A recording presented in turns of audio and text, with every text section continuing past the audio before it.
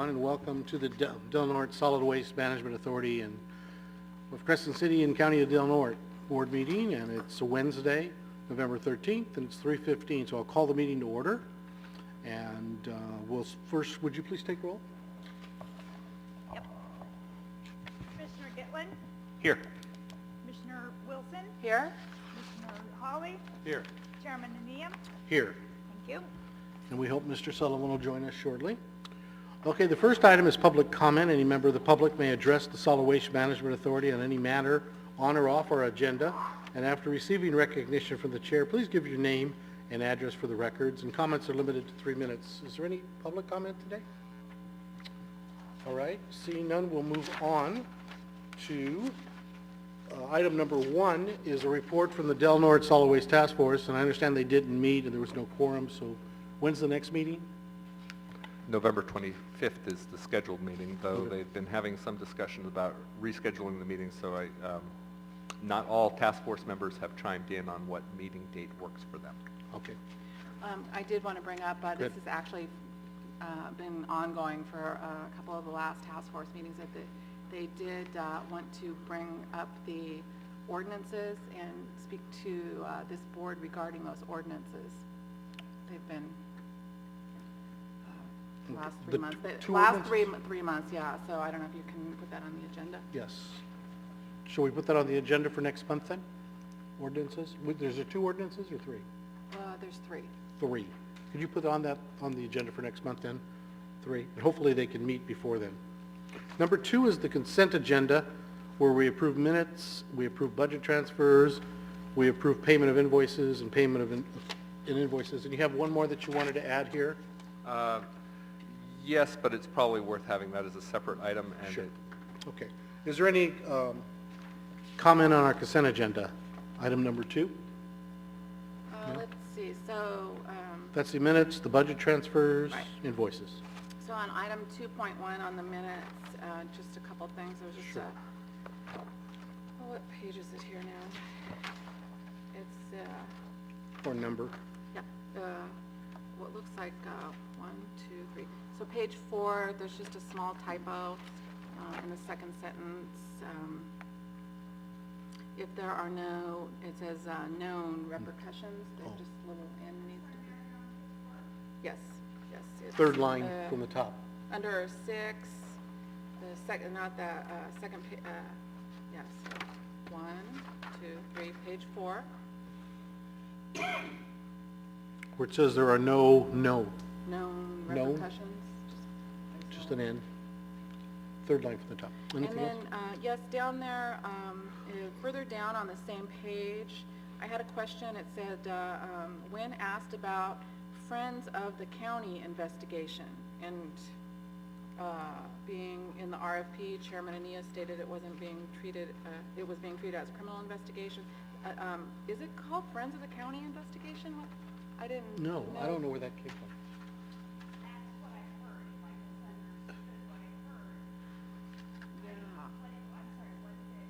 What would it be?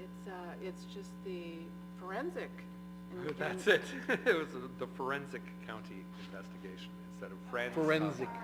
Okay. I didn't remember it.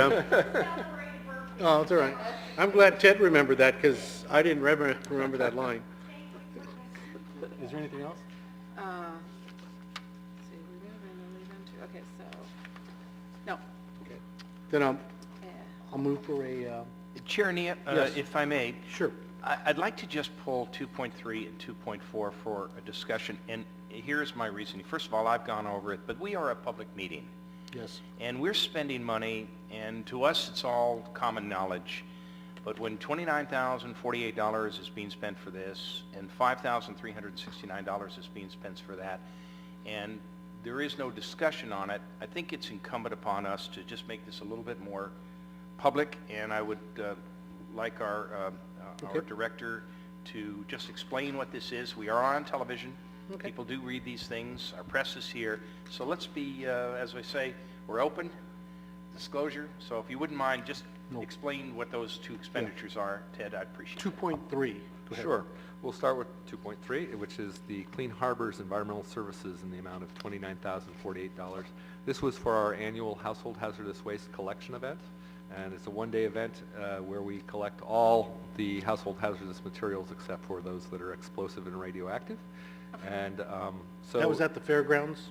No, we have this at the transfer station. Oh, transfer station, okay. And we, like I said, we do this annually, generally in September, shortly after Labor Day. And this year was, once again, we had good participation, but it's a very expensive event. It costs us over $150 per car to put on this event, but it is a requirement that we do so.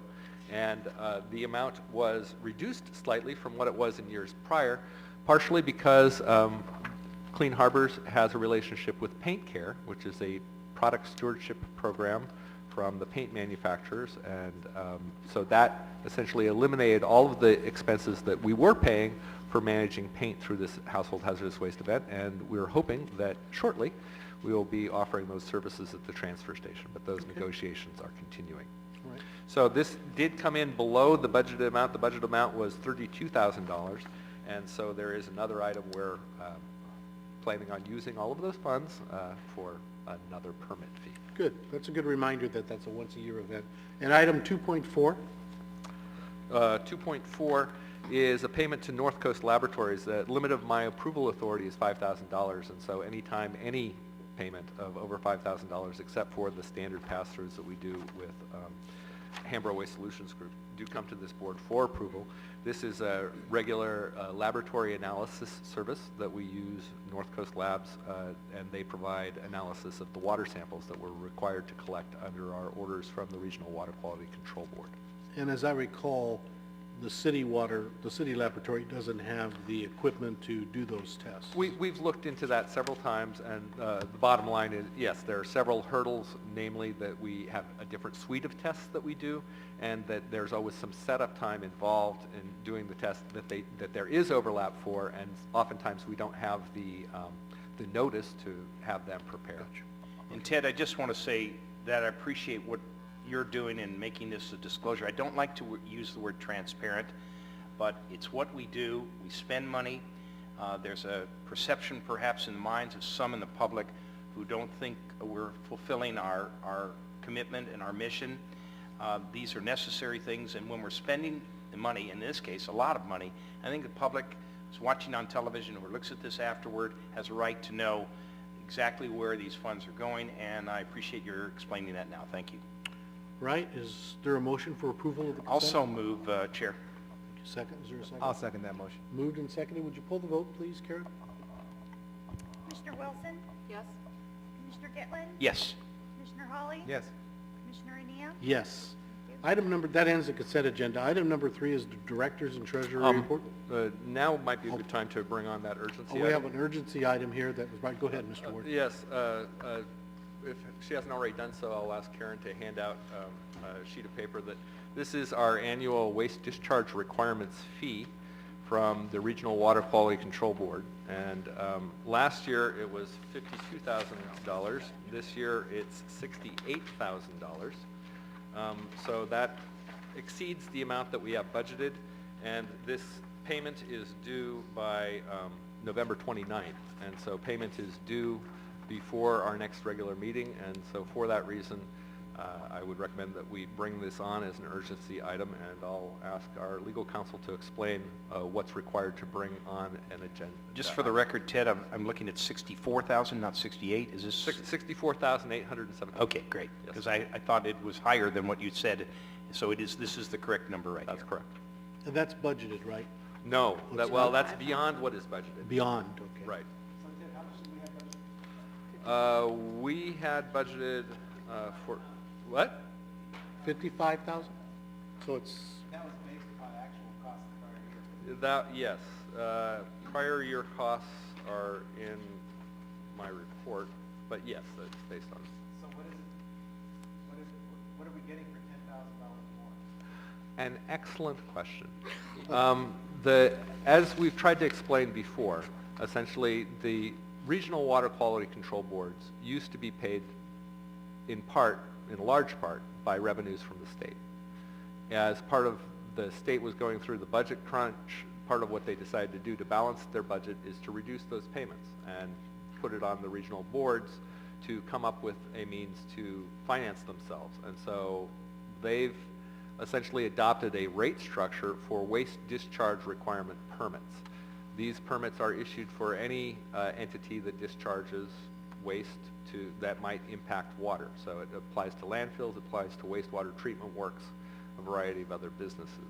But the landfills specifically their fee structure is set by their threat and complexity rating, which you may recall that we've discussed before. And that what we've been trying to do out at the landfill is to drill 2 additional wells to demonstrate that we do not deserve the 1A threat complexity rating that we currently have, and that we should be bumped down to maybe a 2A that would save us at this point $20,000 to $30,000 a year. And those wells will come up later in our agenda. They will. Weren't we bumped down this last year? We were temporarily bumped down to free up resources for us to drill those wells, but since we have not yet completed that process and the board has not yet approved us They moved us back up. staying down there, So that's why they the bumped us increase. back up. Because we didn't complete that. All right, so am I hearing this right? The justification for this, what looks like to be a 10-12% increase, is why? Why are we being bumped up from 58,000 last year to 64? It's nothing that we've done, other than we have remained at a 1A threat complexity rating. The Regional Water Quality Control Board sets these fees essentially to make their budget balance. And they include in there gamma, which is an adjustment beyond their rate structure so it's above and beyond, but the only control we have in this matter is essentially to demonstrate that we are a lower threat and complexity rating than we currently are. Well, it begets another question I have. So this deficit at the state level, which is being made up at our level, do we have any auditing that our part in terms of a 1A rating is being equally distributed around the other 58 counties? No, and in fact, our protest letter has raised that very issue. But what we've worked out in negotiations with the Regional Water Quality Control Board staff is an opportunity to demonstrate that we deserve a lower rating than we currently have. Have you asked them if they would continue for another year until our project is completed, the lowering of the rates? I started those phone calls this morning, but I don't anticipate a positive answer in that they told us from the beginning they would do this once. I think at this point we need to vote on whether to add this item to the agenda. Okay. Yes, it sounds like it's something that I'd like to discuss further, and just to make sure everybody's doing their job. I know you're doing yours, that the state is doing its fair job and it's not passing on its mistakes. So it comes down to our level. I think I'd like to have this agendized for our next meeting. There's not much time. I It's think due we have by to- It's due by the 29th. No extensions, Kevin? Why don't we have Excuse me on that, Ted? How about a No. motion to put this on our agenda now? Is there a motion Okay. for that? Roger makes a motion. Is there a second? Yes. I'll second it. Second, so moved and second, all in favor? Aye. So it's officially on our agenda, and I see that it's due by the 29th of November, and we won't be meeting before then. That's correct. And so as I understand it, they lowered it last year temporarily. We were supposed to put those wells in, which we haven't done yet, but we are going to do. So they are raising it back up to the original rate. And once we put those wells in and they demonstrate that, for the purposes that we needed to, they could lower this again. And that lowering, our hope is, would be permanent. Or Permanent semi-permanent. lowering. So it's on us to do those wells. That's my interpretation. Okay. One more question. Would the lowering be sometime this year, or would it wait for the next cycle?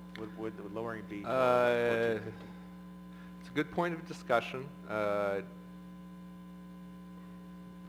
They have previously, because we had a very large invoice that was a surprise, Mr. Hendrick had negotiated a partial payment with one of the Regional Water Quality Control Board staff, and after submitting the partial payment, he essentially got a nastygram saying the whole payment's due, and here's all of the bad repercussions of not making the whole payment. So I don't think a partial payment's going to work. I don't know that they would. I'm pretty sure they wouldn't give us a refund later. So I don't know how much flexibility we would have in this, and it is paying it for the full year all at once. Yeah. Well, Ted, on that same discussion, anytime the state sends you a bill, there's a protest process. And is this subject to a protest where we can pay this and then have it reviewed at a subsequent date, the following date? Again, a good question, and we have done that already. That's how we got to the negotiating point of having to drill in these additional wells. So at this point, I'm not sure what additional issues we might raise under the protest other than we haven't quite had time because of the complications in trying to drill these wells, but it's not necessarily something that I think they would be responsive to. Doesn't hurt, Would though. that doesn't mean we can't ask. Yeah. Yeah, it'd be good just to put that in a letter, because the fact is, we're gonna spend $10,000 and get absolutely nothing more in return. That's just $10,000 to support the state's water quality board. Yes. Yeah, that clearly disturbs me that we're going quietly into the night. Anything that involves the spending of money, we need to be particularly vigilant on. And I'd like to have this discussion raised at the state level about the justification for this bill and have it reviewed and perhaps have it rolled back to its previous level. Once we do those wells and can show that we can do that. Okay. Is Jerry Cochran on the Water Quality Control Board? No, it's Irene Tynes right now, Okay. and she'll be leaving the community next month. So I don't know who the governor will appoint. So we have a representative right now. So maybe she can also draft a letter when the payment is sent in. I don't know. You know, I figure it never hurts to ask, see if later on we can be reviewed and, you know, if the wells, we can maybe get a partial refund, because that's a lot There of- is the possibility, even though it was tried before. I mean, because Yeah, why not? what I hear is from the board is there's interest in trying to figure out a way to pay less one way or another. That's So crazy. it seems to me that we, even though last time it was rejected, we would reduce the possibility of, they can add additional penalties if we essentially don't respond. So what we might try to do is a partial payment with a letter and suggesting what we would like to do in the coming year, and that we hope that they accept this partial payment, and that the outstanding balance, we can revisit in another 6 months. That's an option that I think they would at least have some income and be less inclined to reject us outright, whereas if we don't pay anything, then that may not be such a friendly conversation. We've gone that route of going to partial payment. It was rebuffed rather strongly. That's correct. So I'm of the opinion, if we send them the money, then we should, but then ask for a review, and whereupon decision can be made retroactively. I'm with you, Commissioner Holly. I don't want to waste a dime. 10,000 or 8,000 more than it was last year for virtually nothing disturbs me. And we have better ways to spend our money than to go quietly into the night. So I'm in favor of supporting paying of this bill, but with a protest and a review before the board at a convenient time after the fact to have this whole invoice reviewed and perhaps rolled back. I don't know, though. I would say that it would, if we did pay partial payment, pay half of it. I mean, you know, if they give us a nasty letter, oh well. I mean, but if we are, it's always better not to pay as opposed to wait to try and get a refund later, you know. And they in did that not assess any extra penalties last time. It was just the form of a letter. No And they are penalties? trying to work with this community in order to reduce this rating, so they've already, you know, they're in this a little bit as well. And, you know, they may or may not be amenable to partial payment, but gosh, if they're still getting half of this, that's $35,000. And Which is, you know, which is where it might be once this is, and if we don't get the well done in 6 months, maybe we can, you know, review it again and just be very, very, you know, nice about it. And, you know, hopefully Irene could also speak on our behalf as well for the community members. So I'm on board. If you want to make the partial payment, I don't know how they'll credit it and what the responsibility, as long as there's no penalties. There are no assessments There wasn't after last this time. 29. I think it's a difficult thing to navigate because it's clearly not a clear answer one way or the other. I think we're more vulnerable to the potential for fines if we don't make any payment at all. If we make the entire payment, I have to say the prospect of a refund, I'd say is low. So it seems that a partial payment, even though that's been rejected in the past and we might have to pay the full amount, at least it would be something that indicates we're being responsive, we recognize this is something that we need to pay, and we have some issues that we'd like to discuss.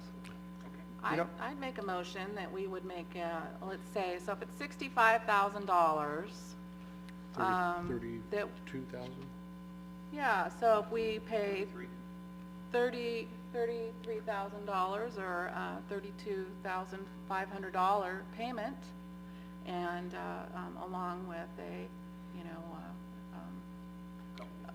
Letter.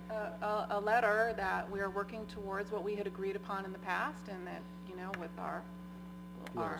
we'll should be getting that done shortly, and if it's not done by a certain date, then we certainly will move ahead and pay the other half, no problem.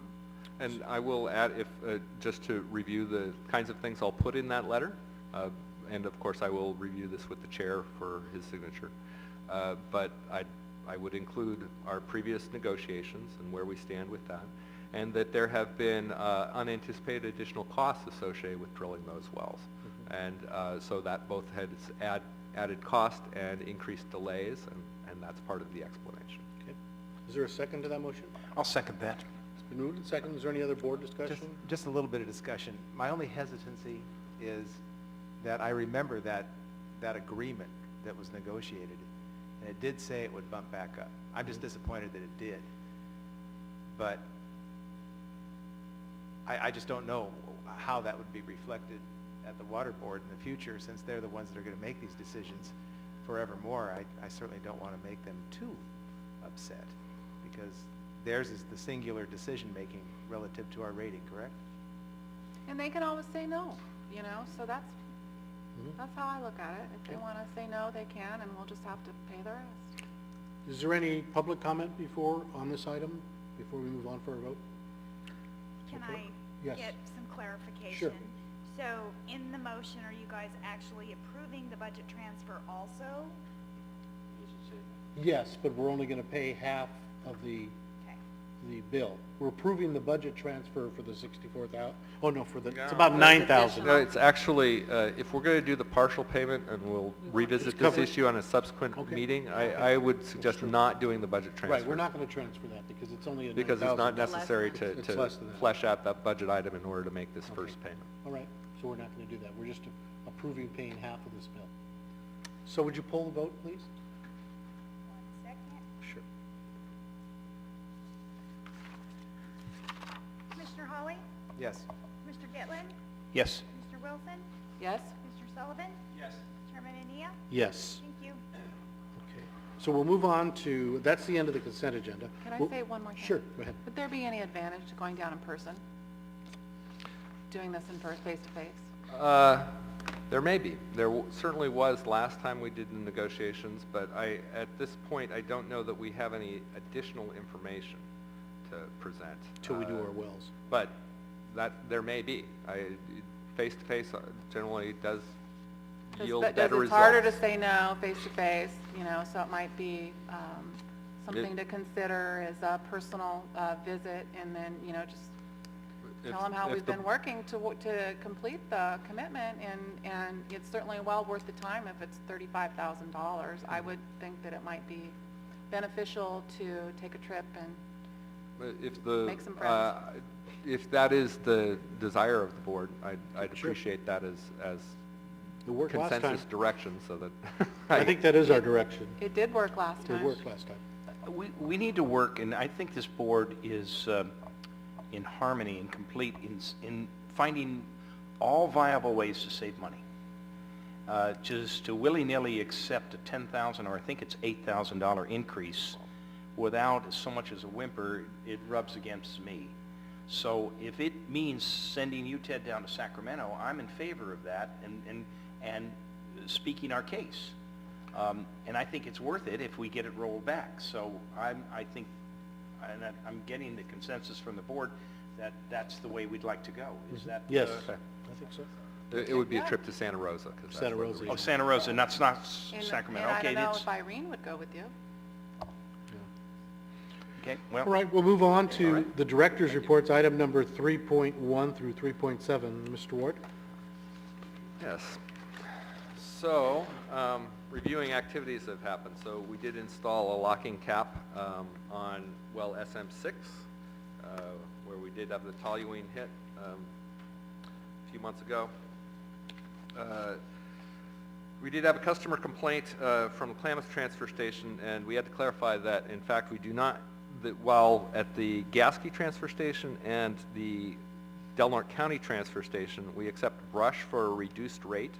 We can't, on a practical basis, do that in Klamath anymore. And unfortunately, because essentially we're not able to keep that brush bin clean. So when we bring it in, if it's got garbage in it, then it gets charged as garbage, and so we can't have the reduced rate available for the customers as brush and then have it come in and then pay as garbage. We're already losing money on those facilities, and that just makes the problem that much worse. We have tried very hard to keep that brush bin clear, but in all honesty, the sites down there are not secure. And so somebody breaks in, someone quickly unloads their load into the wrong place, and soon that brush bin is a garbage bin. And we've had enough experience with this so that I essentially am telling people that that bin is not, that reduced rate is not available at the Klamath Transfer Station because of that issue. I did teach a workshop at the Family Resource Center on backyard composting. I'll be doing another one this Saturday at the Crescent Elk Middle School. I attended trainings in Sacramento on household hazardous waste for managers and emergency response for household hazardous waste programs. We did mail out the final request for proposals for assessment of the Del Norte Solid Waste Management Authority, and we posted notices in the triplicate. I've had 5 inquiries past that point, so I've continued to circulate it to all comers. I did teach a solid waste management course for the environmental sciences class at CR, and I met with Jay and Heidi and Dave to discuss several things. The first meeting with Heidi and Dave was discussing local implementation strategies for Cal Green, and there are additional changes that are effective January 2014. And then I had discussions with Jay and then Heidi and Tina regarding borrowing staff from the county essentially to help with landfill-specific projects. Over time, I've had an evolution in my opinions over what is the best way to deal with our staffing challenges. And at first, when I thought we just had a few weeks, I thought I could use some additional help in the budget management and personnel management, and now we're looking at, we're at month 3, and we have several months ahead when we're going to be doing this assessment before we do any more hiring of administrative staff. And so it seems the most straightforward way to approach this is to work with the county engineering department, get some additional assistance for specific projects out at the landfill in an effort to free up some of my time so I can work on the budget personnel issues. On the personnel issues, we are having our first round of interviews for an additional gate attendant tomorrow. I'm very excited about that. I've been working with Authority Treasurer Rich Taylor and Norm Newell to compile the information necessary for our annual audit. Mr. Taylor is currently assembling a complete list of our regular financial controls, and this list will include all controls in place and may include additional new controls such as the way checks with insufficient funds are processed and tracked. I did meet on November 7th with Chair Nia and Commissioner Gitland and discussed the list of activities that have been delayed or deferred due to staffing shortages, and this include grant reports for the Department of Conservation and inspections under the Cal Recycle's oil payment program. I did send a letter that's also in your agenda to Cal Recycle in response to questions from Gino Yekta pertaining to the perimeter gas monitoring wells. Technically, our perimeter gas monitoring wells likely do not meet the current standards in the regulations, but we do have additional gas monitoring around the perimeter of the landfill mound as required by the Regional Water Quality Control Board. And so I have some hope that a reasonably intelligent person would look at the data that we have and conclude that we are in fact adequately monitoring landfill gas to protect neighboring residents and the environment. The short of it is that landfill gas is produced when things decompose, and it is potentially a danger. A major component of landfill gas is methane, which is both combustible and potentially explosive, and there have been situations on the East Coast where people's basements next to a landfill have exploded. In this case, we're at least 200 yards from the nearest resident, and it's all sandy soils, and there wasn't a landfill cover on the landfill until 1996, so it had been 20 years in the rain with sandy soils, and we've never detected landfill gas anywhere near the property perimeter. So I'm really not very concerned. It's just a matter of communicating with CalRecycle to indicate what we are currently doing and how we are and with respect to the regulations. I also drafted revisions to the Pledge of Revenue Agreement, which we'll discuss on agenda item 4.2. We are still delaying staff trainings with respect to FEMA requirements and ethics trainings. Detective Barber of the Sheriff's Office continuing his investigation, but we have no new information. In the coming month, I'm hoping to conduct inspections of our certified oil recycling centers. Our collecting of stormwater samples, both at the transfer station and the landfill, have been temporarily delayed for a lack of rain. So I'm hoping that will come in the next month. And I will, as I said, be teaching a backyard composting workshop this Saturday, November 16th. Also, it's worth noting that Recology Del Norte is putting on a showing of the movie Trashed at College of the Redwoods on Friday at 6 o'clock, I believe. I don't know if they've set a room location yet, but it's an excellent movie with Jeremy Irons, and I'd suggest folks who are interested in the topic might like to see that. Excellent. Room 34. Okay, thank you. And one more thing that I will be doing apparently this coming month is traveling down to Santa Rosa. All right. Any board comments on the director's report? Did you have So I think you've been doing a good job, Ted. I was kind of curious. I thought that name, Rot is Hot, No. was kind of a fun name for the composting workshop. Yeah. And is this the time that we go into these items 3.1 to 3.7? Yes. Yes. Yes, I had not summarized the financial reports, but yes, that's all part of the director's reports, and we can go into the finances. All of you have been handed, by the way, updated reports for the months of June, July, and August, as the reports that were included in your agenda previously. The reports we handed out are updates of those reports. Did you have a question you wanted to ask, Mary? Well, again, we spent quite a bit of time on this morning, and it was nice that Mr. Taylor was there too, because in being a commissioner, trying to compare this information is very challenging. And what we found out was is that we were operating under the wrong monthly reports for the balance sheet.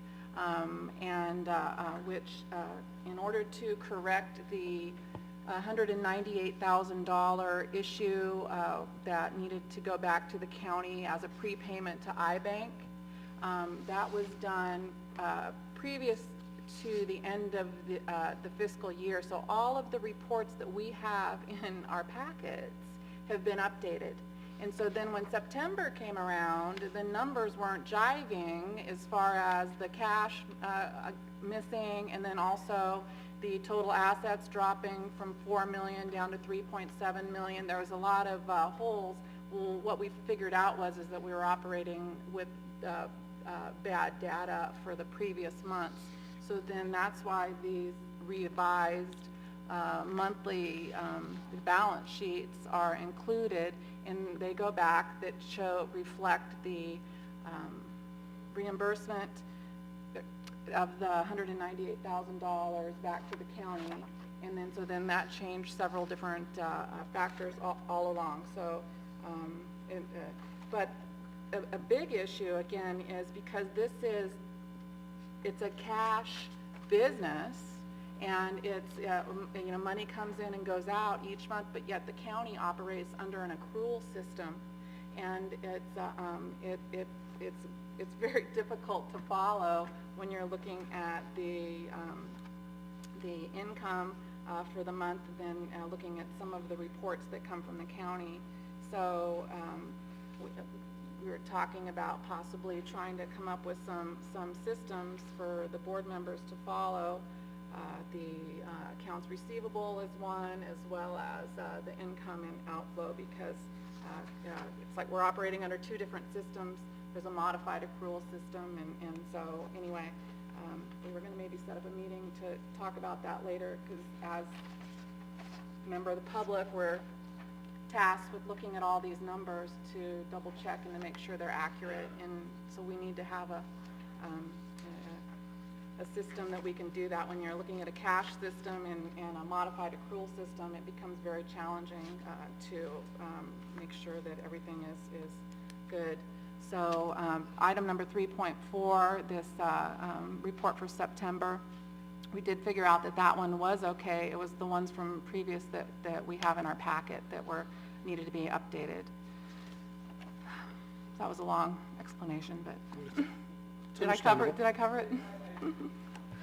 First of all, thanks to Commissioner Wilson for coming in and reviewing these issues beforehand. But yes, because of that review, we did discover that we needed to issue these updates, and I really do appreciate that. My understanding is that essentially it would make most sense for our operation if we were total standalone to be on an accrual basis, but the county is generally on a cash basis, and then in the immediate 3 months following the end of the fiscal year, we're on a modified accrual basis. And so every time we discuss the budget and we look at these 3 months, there's always variations on this discussion because of the amount of confusion and the amount of shuffling that goes on in those 3 months as they try to close out the fiscal year. So thanks for your attention to it. And yes, I think it's a good idea that we have a meeting in the coming weeks to try to figure out how to present this information in a way that you can review these numbers to your satisfaction.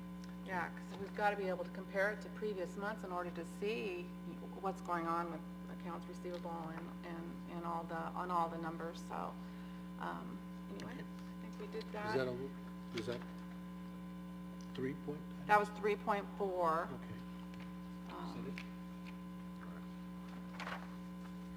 That is it. Okay. Is there any other director's comments on the treasurer's report and the director's report? Okay, seeing none. These are information items only. Is there any public comment on the director's report or the treasurer's report? Okay, we'll move on then to discussion items. Oh, I did have one final little Sure. thing on that section, which is in the packet is an acknowledgement letter to Hambro Waste Solutions Group for the donation of the dirty fines materials out at the landfill, and that the amount of material they've delivered so far and the cost of delivering it is valued at $17,410. So I'd sure like to extend an official appreciation Yes, to we do. Hambro for that Thank you very much. donation. We appreciate that. We do appreciate it. Okay, we'll move on to, go ahead. You know, that is a really big donation. It I is. was trying to figure out exactly how to, $17,000, and so I thought about bringing a plant. But I To don't, them? yeah, I don't know if something else might. Money you know. tree?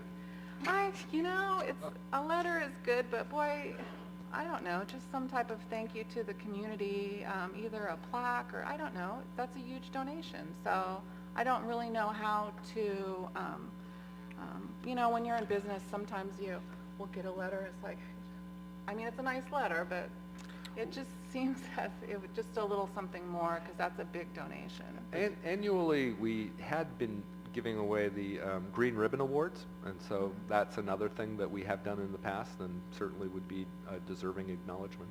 Yes. And does that have a public, does it go to the newspaper, or? We've given those in public ceremonies traditionally during the Earth Arts Fair, but since we haven't had those the last few years, we could still figure out a forum for them. And if the board is interested in continuing the Green Ribbon Awards, I think that's an appropriate action. Yes, I agree. Or, Friends of the Authority, I don't know what exactly, but it just, to me, it seems like a very large donation and something that, more than a letter would be, Great. appropriate.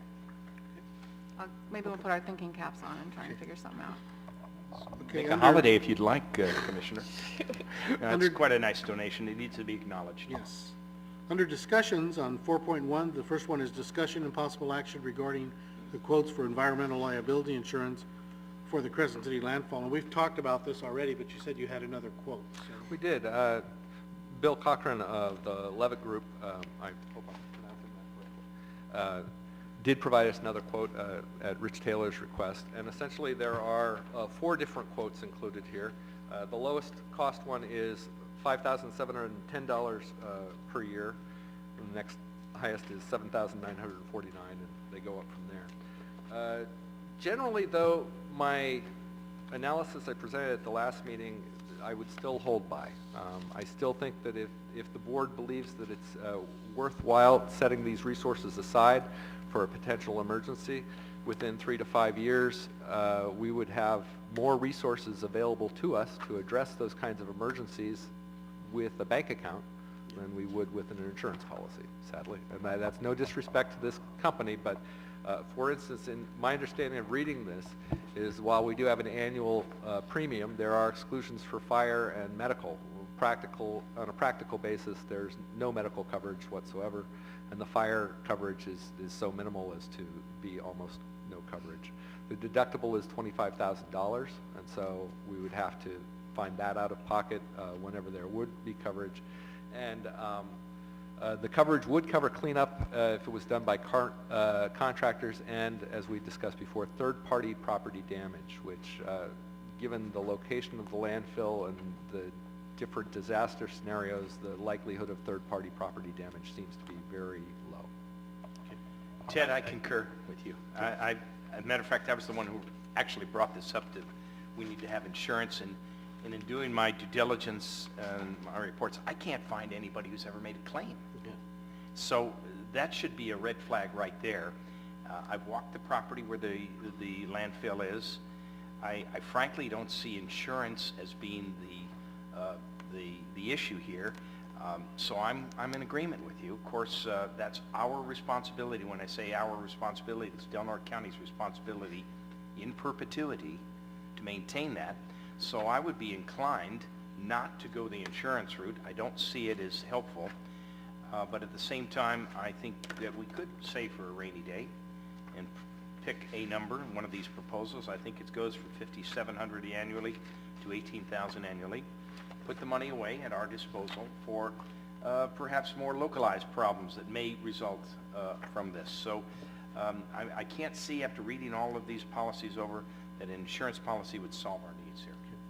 Also, I'd like to say that this originally was brought up by Smith & Newell, had written that they had recommended that this county take out insurance on the landfill. And honestly, in looking at it again, it doesn't cover the landfill itself. It would be third parties that would be covered if something was taking off the landfill or came from the landfill. So they've recommended it a couple different times in their audit reports, and I just, I think that they're off on this one, and that it's worthy of just self-insuring because the risks are so low at this point in time. And so I think that they're, we looked at their recommendation, and I personally give it a no on that one. Well, it was interesting that we checked into it, and that's the important part, and that we have another quote that says the same thing with the other ones, that it's not worth taking out that insurance, and we can self-insure. Thanks, Bill, for getting all the numbers for us, though. We appreciate We that. appreciate that. It was, Thank you. okay, thank you. Is there any other board comment? on Yeah, the Mr. only Sullivan? issue I have is we've had 4 audits in a row, and every single audit, Smith & Newell recommended we get insurance for the landfill, and I think that's in response to the fact that we have no reserve set Yeah. aside for it, which is a fault of previous boards. Right. And so if we are going to put reserve, I'm fine with that, but I'm inclined to actually get the coverage. And it doesn't look like I have 3 votes, but if it's a recommendation from the audit, then it's something. If we had followed the recommendations from the audits several years ago, we wouldn't be where we're at today. So that's the only thing that my concern about it is that it is a recommendation from the auditor, and we don't have reserve. If there's something right now, we're going to be paying. So, and possibly more than $25,000. Well, again, I'm looking at it. I've had long conversations with Trindle on this subject. There are so many holes in the coverage or possible coverage on this, Commissioner Sullivan, that I'd be reticent. I can't find the insurance policy that will meet the needs at an affordable cost that will mitigate this issue. So I'm in favor of making a yearly contribution or a monthly contribution, adding up to an annual contribution somewhere in the neighborhood of $12,000 a year for these localized issues to build up this reserve that we have, and over a period of time we'll have a pretty good chunk of money. Meanwhile, there are no claims. I can't find a claim anywhere in the United States of America for a landfill lawsuit. And if someone can show me that and show me the roadmap there, then I'll open up again and look at this thing. But I would like to move that we make a $12,000 a year contribution at the rate of $1,000 a month to build up reserves for this very reason, this very purpose of landfill mitigation issue.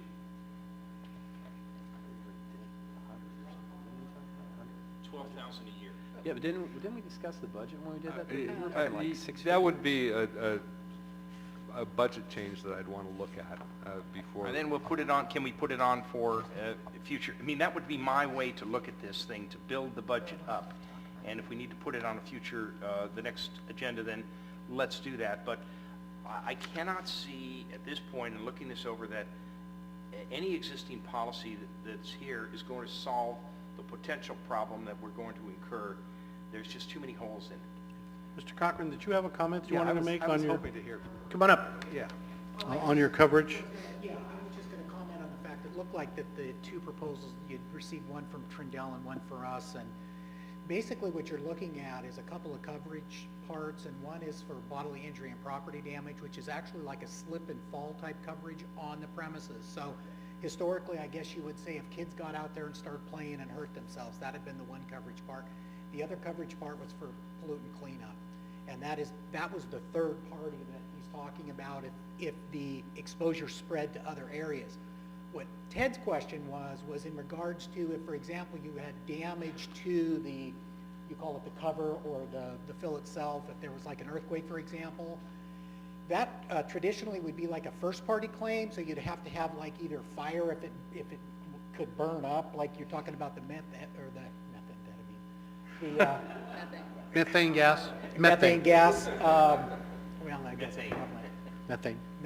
And so the coverage that you got from, or the coverage proposal that you got from Trindle and the coverage proposal for us, neither one covered party damage to that itself. So really the two coverage parts were, what is the risk of slip and fall type liability, and it's remote. So maybe the risk is small, like you're talking about. And the other one where we view it is you guys are, you talk about the water quality control issues and being monitored and the wells and all those types of things that they have tested clean for years and years and years. So literally, that the risk is small, but really like Mike is saying is that ultimately what insurance is you're displacing the risk. You've got two deductibles. You've got a $25,000, and it's actually a risk retention and not a true deductible. So you're sharing in that first $25,000, and then a bodily injury for just the slip and fall type claims was actually at $5,000 and not $25,000. So, I can't. Insurance is a funny thing. I don't need it until I need it. Right. Yeah. And so We're what he finding said, that out he- nationally with if- Affordable Health Care Act also. Yeah, well, it's specifically in regards to this one, so it's like, can we afford the risk or not afford the risk? And I think that's probably why, I think Rich originally brought up the question to, to... Bill, let just me to ask say- you a question, because I'm learning on this Okay. too. And you're an insurance expert. Can you show us any claim in the United States, all 50 states, where there's been, I'm not concerned about the liability issue, that I understand, an environmental issue having to do with a landfill that's been compromised and damages have been awarded? Is there one that I exists? have not personally done any research on that. Okay. I I'd think like to that know would that. probably be his argument, that I think he had done some research and looked at a variety of them and said he could not find any claims. So- We did find one county that did have a claim, and honestly, the payment of the claim was confusing in that as I look, We did find one county that did have a claim that was paid under the Trindle policy, but honestly, the payment of the claim was somewhat confusing to me in that as I read the bullet list of things that were included and excluded, the thing that they paid the claim on appeared to be excluded in the policy. So, a little hard to say that you're actually covered, even though in that case they were. I don't know. Well, I don't think the forms are exactly right, so there could have been circumstances that, and obviously you're talking about a contract, so people will ask generic questions about, well, is this covered? And you say, well, in general, if I apply what the policy says, I would say that it typically would respond to that type of situation, but as Martha would tell us, it's like every particular detail will change the arguments at hand, so until you have the incident or the occurrence, I can't stand here and say, yes, this is covered, and no, this isn't covered.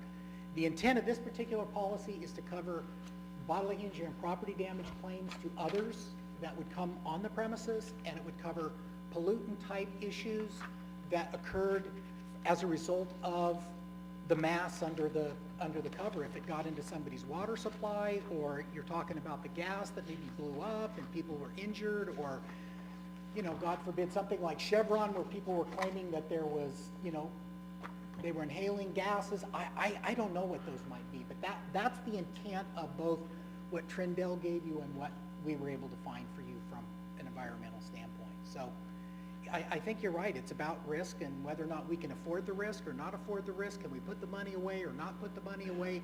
Do we displace the risk on the insurance carrier if we feel there is enough risk? And that I honestly see both sides of the argument.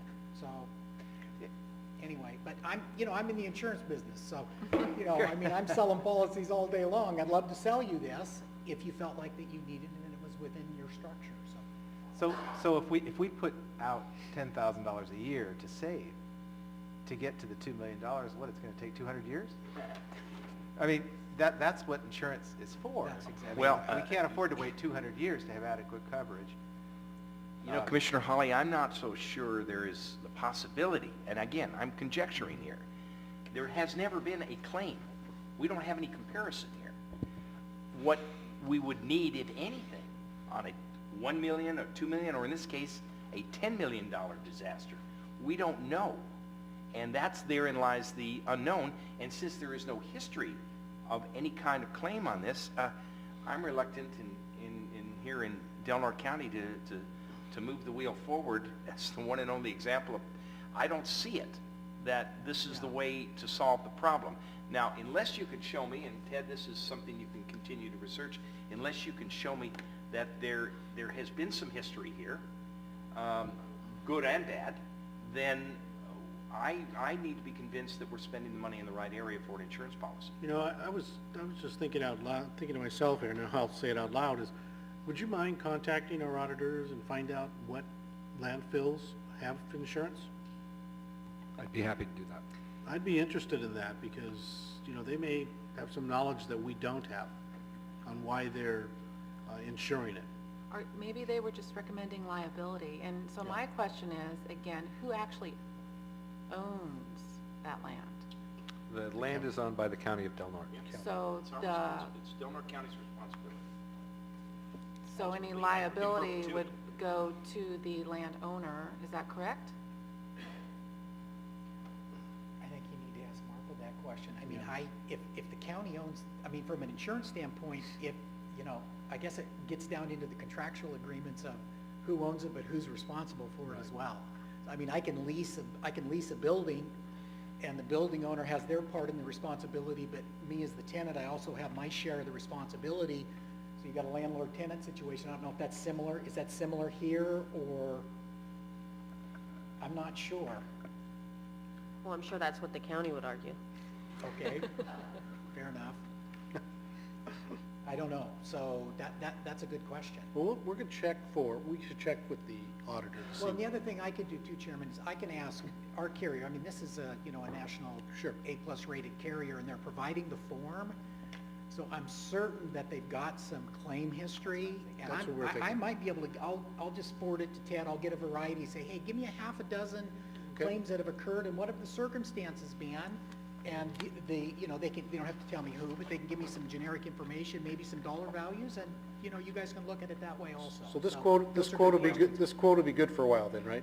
Usually it's, you know, 30 days, but I can tell them you're under, you know, review of it, and Okay. we can get it extended, that's not an issue, so. Okay, thank you. Thank You know, before we leave this, I was thinking about the bodily injury coverage. And it seems to me we're vulnerable out there, given that there's no one out there. We don't have security there, and people will get their four-wheelers or whatever they want to do and might hurt themselves out there. And maybe that would be worthwhile coverage. It may, but looking at these the options 1 and 2, at least, for the medical, the deductible per occurrence is $5,000 for a single individual, and the medical limit for any one person is $5,000. To me, that translates as no coverage. Oh, I see. No. Because if It would the be, deductible- you know, it's legal liabilities that you're responsible for. I think maybe what you're seeing is that there's no, like, medical payments, but it's for legal liabilities as a result of your guys's, you know, you're being responsible for the landfill. So I'm not quite sure what I'd have to compare notes with you to see what you're looking at. I mean, the limit is up to $1 million, with a $5,000 deductible, so. But the medical expense is limited at $5,000. So if a person trips Well, and falls, the well, no, coverage no, would don't not confu- be for don't their confuse medical. the two. No, don't confuse the two. Medical payments coverage in an insurance policy is designed for incidental medical expenses that may occur. Somebody comes in the property, slips and falls, doesn't want to sue you, but is hurt, and has a $750 medical bill. The insurance carrier can basically just pay that for you. There's no sense of, I'm responsible, I'm negligent, I'm legally liable. Your general liability policy establishes the fact that you're legally responsible and somebody's suing you, so there's negligence, there's neglect, they're gonna go through a court process, or the attorneys are gonna argue it, or whatever. So it's different. It's not quite this, they're not designed for the same thing. A lot of times you'll find that a medical payments coverage is offered just to hopefully avoid getting into a larger issue, and it's paid from the first dollar. So a deductible will typically apply to the general liability and not the med pay. Yeah, I would hate to have one of the vandals fall and hurt themselves and sue us. And then you guys be responsible for it. And that, you know, that's what, and, you know, and remember too, really a lot of times what we sell is your defense. So many times we have legal liability situations and there's thousands and thousands of dollars of defense and there's no payment. It's the attorneys arguing, and that's generally covered in a general liability policy. So a lot of times that's its value. Then we will revisit this next month then. Okay. Yeah, and I kind of agree with Commissioner Hawley that if we're going to put money aside, we better be looking at $100,000, not $12,000. We did put 100,000 aside. Yeah. What about 3-4 months ago? We pulled it out of With the cash. budget. Yeah. But I that's, to couldn't me, find it on the that's a line. dent I was towards looking doing for the it. I didn't- liability, But $12,000 a year is not going to do. I mean, it'll take us years to develop it. But, you know, I do agree, we ought to look and see where the auditors, what transfer stations they're talking about.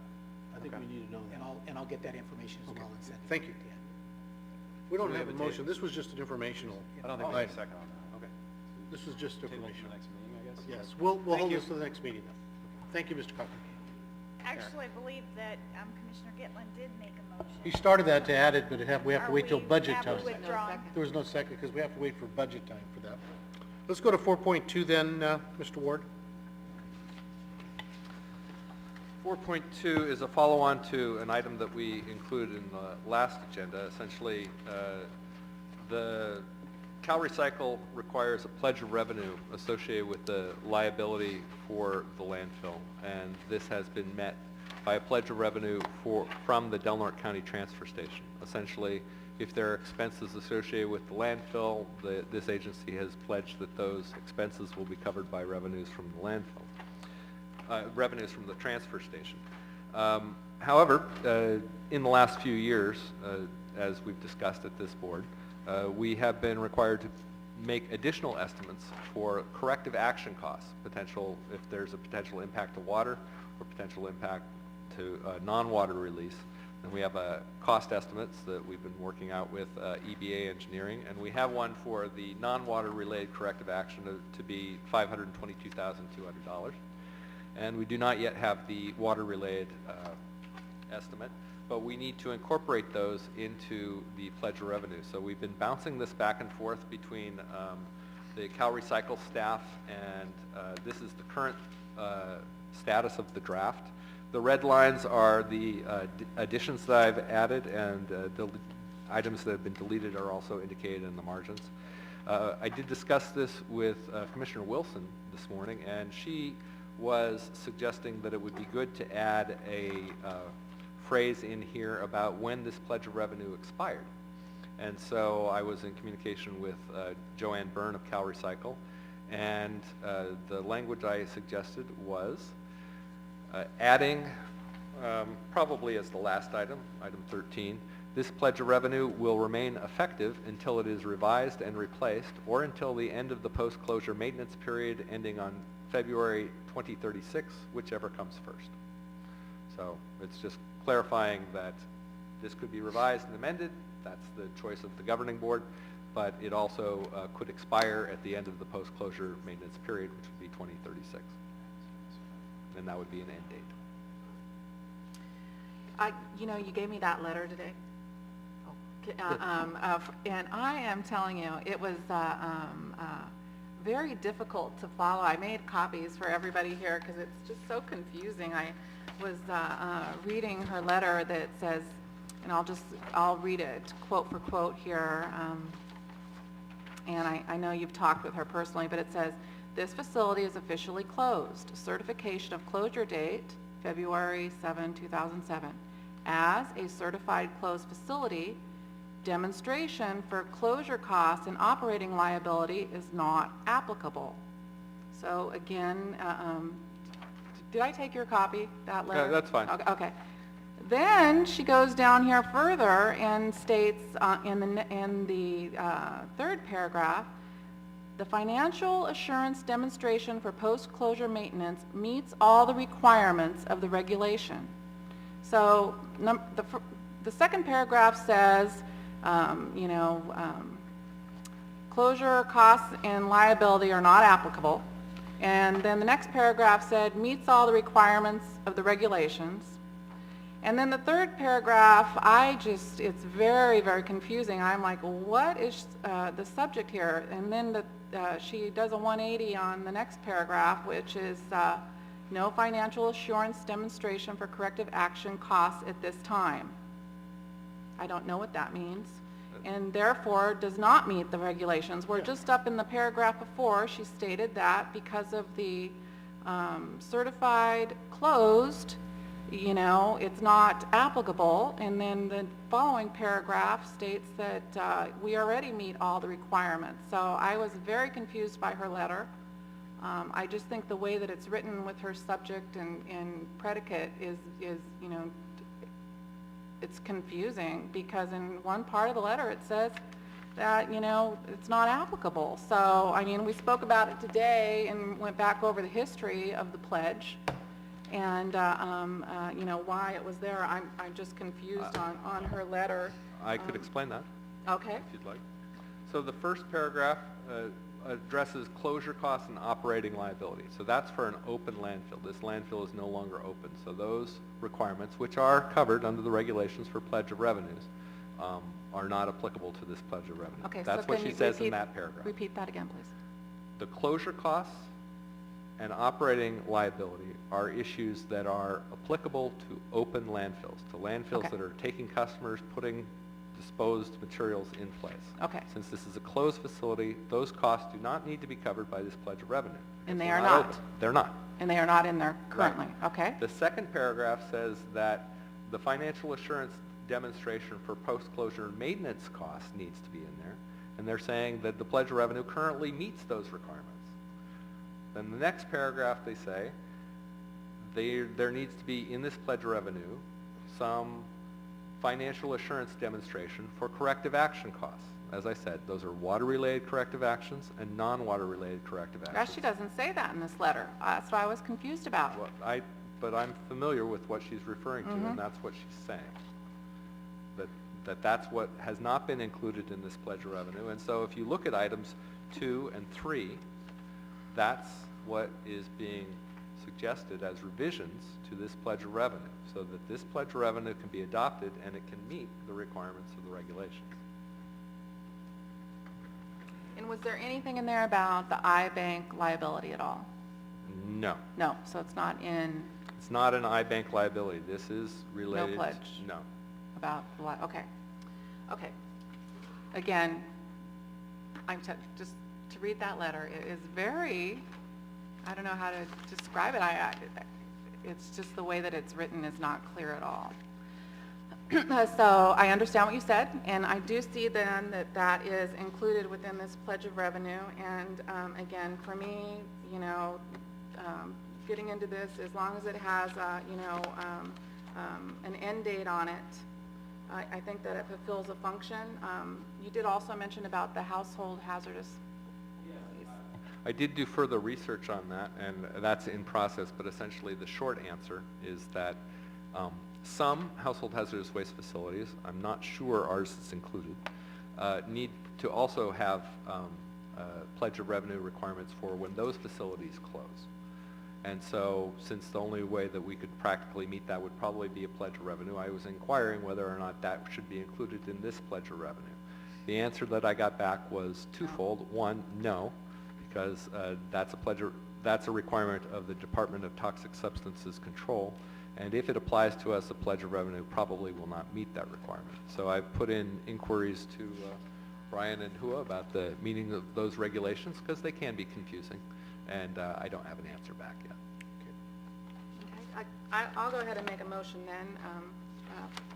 Let's see.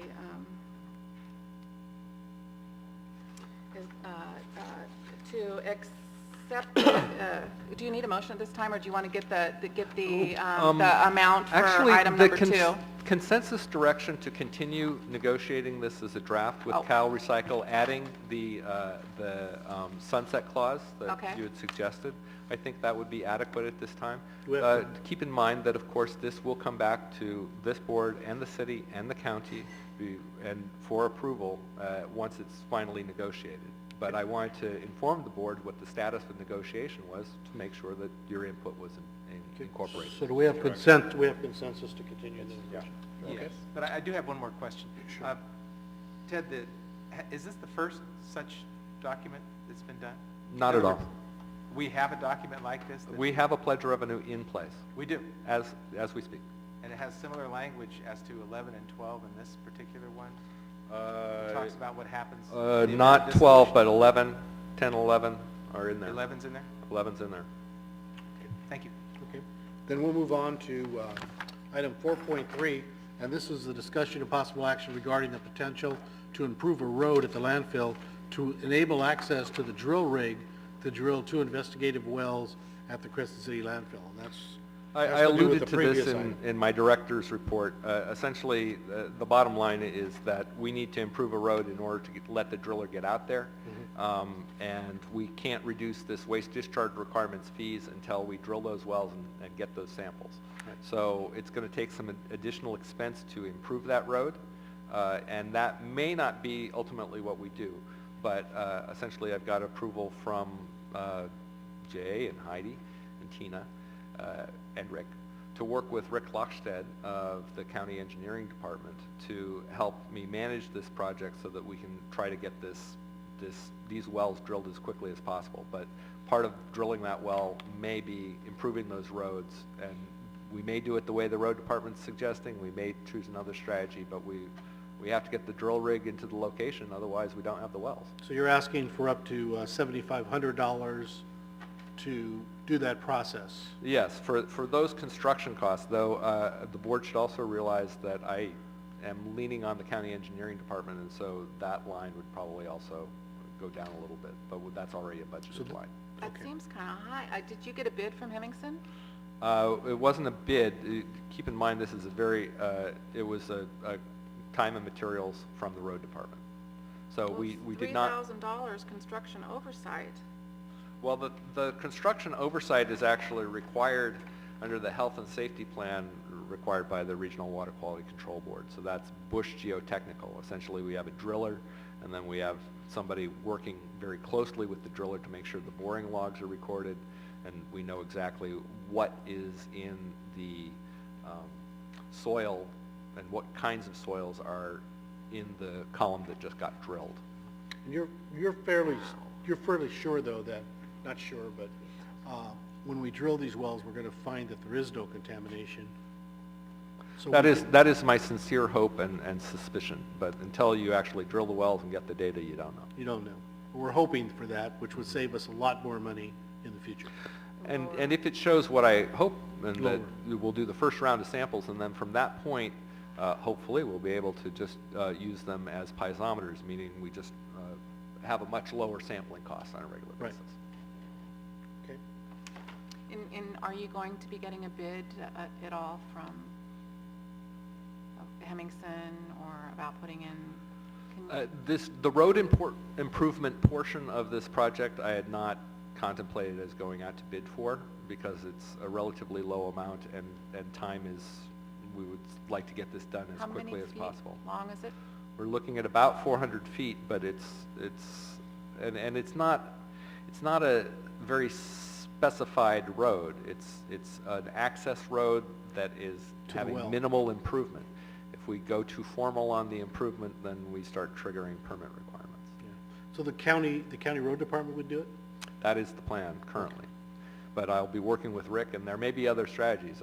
Essentially what you have to do is you have to figure out a way to spread out the load for the Gravel. 70,000-pound top-heavy piece of equipment. That so has it to go doesn't over that tip 400 feet, yes. Because that would be bad for everybody. And there's nothing we can rent to lay out there? That's part of the inquiry. We've looked at that. I'm not finding anything that's going to beat this price at this point. But even at $7,500, the cost savings from the potential from dropping from a 1A to a 2A would certainly justify those Sure, expenses. it would.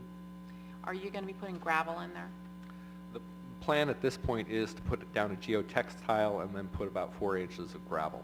And there's some discussion at this point as to whether or not 4 inches is going to be enough. Is that included in the 7,200? Yes.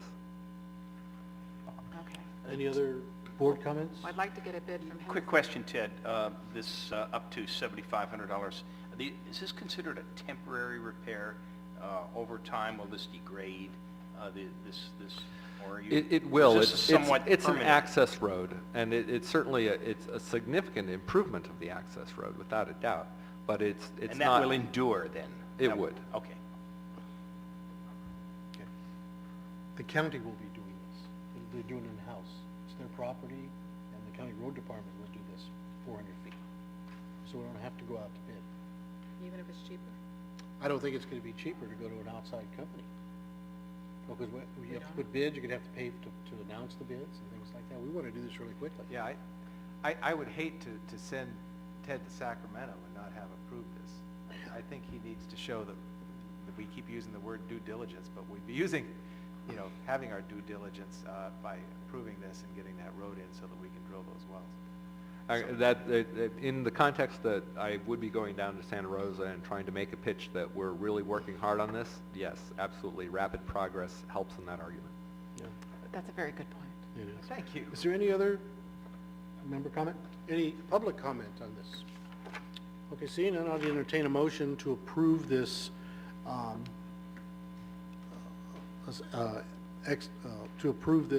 extra funds for this road, this access road. Yes, I'll so move. Been moved and seconded. Would you poll the vote, please? Mr. Sullivan? Yes. Mr. Holly? Yes. Mr. Gitlin? Yes. Commissioner Wilson? Yes. And Chairman Anea? Yes. Item number 5, collections franchise, we have no report. Item number 6, transfer station, we have one. 6.1, discussion and possible action regarding possible participation with the Cal Recycles 2014 statewide waste characterization study. Mr. Ward? This is an opportunity that Cal Recycle brought to us unsolicited, and as the board justifiably is very interested in having accurate information managing our finances, part of what we do is we also manage materials. We manage the materials that are disposed, the materials that are recovered. And so periodically, professionals in solid waste management want to know exactly what is in the waste stream. What is it made of? How much of it is cardboard? How much of it is paper? How much of it is yard debris? How much of it is recoverable material compared to material that we really have no chance on? If we're looking at, for instance, a compost facility that is a necessary thing to support the community, we need to have a better idea of exactly how much yard debris is in the waste stream. Not only how much is currently collected, but how much potentially might be collected. If we want to analyze the potential for recovering food waste, then we need to know exactly how much food waste we have and how much we might be able to recover. So these are the kinds of basic questions that a waste generation study can answer. And what the CalRecycle has done is they've essentially offered a statewide waste generation study, and they have offered their contractors to come up here and conduct that study here at our facility. So this would probably happen about spring of next year and would be of minimal staff expense, but I think it is a very significant opportunity in that the last time we've done anything like this was in 1997. So it's been many years, and that was before the dramatically expanded recycling programs that we have. So I think it would be a really good piece of information for management at very minimal expense, and my recommendation is that we participate in the waste generation study as they're proposing. Would this take any of your time? It would take some, but compared to what it would take no more time than if we had hired a contractor, but it would be at much lower expense. But we don't need to do it though, right? We don't have to It's not a requirement at this time. However, over time, they have required such things, and if they did require it at a future date, having already done it would already take care of that requirement. But at this point, it is not required. Because I would like to think we'd be staffed by the spring, but there could be a chance we're not. And I really personally don't want to give you anything more to do, but that's just me. I appreciate that, but I have discussed this with, I don't believe, bottom line is I don't think it would take enough time that it would be a burden. Compared to the value of the information, I absolutely think it's worth doing. Ted, my question to you is what will CalRecycle do with the information? I'm not by nature a conspiracy theorist, but they're going to have this information on our waste stream, and can there be anything negative come out of that? I don't see many downsides, because mostly what they're looking at is composition. What we get judged on is disposal, the quantities disposed, not necessarily the composition of the materials disposed. However, if, for instance, in some future time we aren't meeting our recycling goals, and they do say, well, you got to recycle more, the first question is, well, what should we recycle more of? And in order to know that and answer that question well, we need to know what's in the waste stream, and this is how to get that information. It's difficult. Now, are they going to be taking the same quantity? So basically what's happening is there are 25 different places that have been chosen across the state of California. So again, in or out, I don't think it makes any difference. It is a bit more work. I know they want to have a specific amount of space, 20 by 40 feet, that they want to have use of, as well as some loaders. As far as what the benefit to us is, does that outweigh, the cost to us? I'm kind of right there in the middle of this. My concern is that because we are such a small community, that our numbers can vary so dramatically. Like you could have, all of a sudden one day you could have 2 restaurants stuff going in, but on another day not, and it's going to really skew our numbers because we have such low volume. And when you have a lower volume, your numbers can be thrown out. And I wonder about what Commissioner Hawley had said, if that information would ever be held against us at another point in time. I don't know. The way they use this information more is to have aggregate average data. So if there's another rural community that's looking at what might be in their waste stream, then they can go on the CalRecycle's website and then guess based on the sorts that were done in this study. So that's mostly how the information is used. And ours is, from Cal Recycle's standpoint, I think ours is an attractive community in that we're very rural, and all the material comes into the Del Norte County Transfer Station, and we're relatively isolated from other communities. So in some ways, it's a very discrete picture, whereas in a more urban community, where you have lots of overlapping jurisdictions, it's much harder to get a clear picture of what's happening community by community. So while this information might have some usefulness to Cal Recycle, I honestly think it's considerably more likely to be useful to us. You know, if you think you can handle it with your busy schedule, I'd be inclined to approve our participation in the Cal Recycle Waste Stream Evaluation Program. I don't know what it's called. Waste Characterization Study. So I'll make that motion. Is there a second?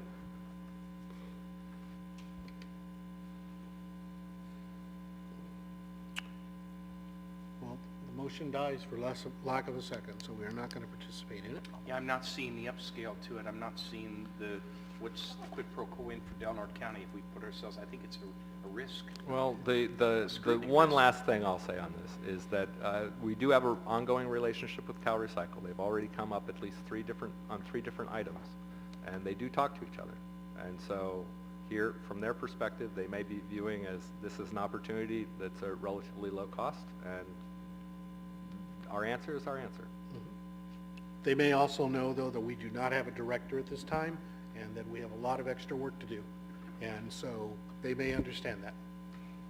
That's my comment. We'll move on. Item number 7, General Solid Waste Authority matters. Item 7.1, discussion and possible action regarding authority staffing and opportunities. And you spoke about that in your I report. did, and I don't have additional to add to what I've already covered in the director's report. That's current status. We're borrowing from the county engineering department. I'm hoping that that will free up some time so I can work more closely on the personnel and budget issues. Any additional discussion on that? Okay, we'll move on to item 7.2. This is discussion and possible action regarding a letter from Senator Alex Padilla requesting support for Senate Bill 405. Mr. Ward? This was forwarded from the city of Crescent City, and City Manager Gene Palazzo suggested that this would be more appropriately addressed by this board, and I generally concur. It's unusual for a senator to be looking for specific support for a bill, so it is unusual to get such a letter, but he's requesting support for his bill that would essentially phase out single-use plastic bags. Right. Yeah, I believe you wrote this letter because it failed by 3 votes in the Senate, and he wants to bring it back. And it's interesting reading when you look at his talk. They had 80 cities on board out of 435, so it isn't receiving a lot of support, and they're rethinking it. But I'd be interested in members' comments. Mr. Getna? You know, we have a pretty damp community up here, wet. We don't have the kind of weather they have where a lot of these cities are located in dry climates. I hear people, and I talk to people coming out of Safeway, and it's raining, and wet bags break, and the paper bags break, and we kind of need these kind of bags up in this kind of climate up here. I think the negative side is, well, I'll say the positive side is that this bag performs a function. And I want to retain that function because it serves the needs of people who are coming in and out of of our stores. So having said that, I can't support Senator Padilla's request for support on this. Any other comments? Ms. Wilson? I did call up around to some of the business community, particularly I did receive word from Brian Ridgely, the manager at Safeway, who is against this, and he mentioned how in other areas that many customers are forced to use their own bags, and really what's happening now is that they're actually charging customers for bags in other areas. So something that used to be given out for free, then it's being turned again onto the public is now they can't do that because of ordinance, but they can sell bags. And so anyway, he is against what this senator is asking. And personally, myself, I believe, I am also against it. I believe that business should have a choice, and I certainly know I use those plastic bags to line my trash can at home, and I recycle them, and I get lots of use out of them, so. I'll call a question on this. You know, I'd just like to say something before we do that. There's another problem that's starting to surface, and that's the E. coli that exists in some of these reusable bags. They're finding more and more, if you're carrying your meat and those kinds of things in these bags, that eventually it can be actually unhealthful. So I think we're getting ahead of ourselves a little bit on this, but I think it was appropriate for this particular board to take notice of it. We don't have to take any action on this, it's just a request for a letter. Is there any public comment on this plastic bags issue? Then we will go to the next item. 7.3, discussion and possible action regarding direction for the potential deployment of the remaining authority-directed complementary bin pools for the community cleanup. Mr. Essentially, staff are recommending that we authorize the delivery and pickup of a complimentary bin from Recology Del Norte. Request that Hambro waive their portion of the disposal fees for the mixed solid waste from this cleanup disposed in that bin, and authorize the waiving of the authority portion of the fees for the solid waste for the materials placed in that bin. Is there any comment from the board? Mr. Gitt? Yes, I will take the blame for driving this issue.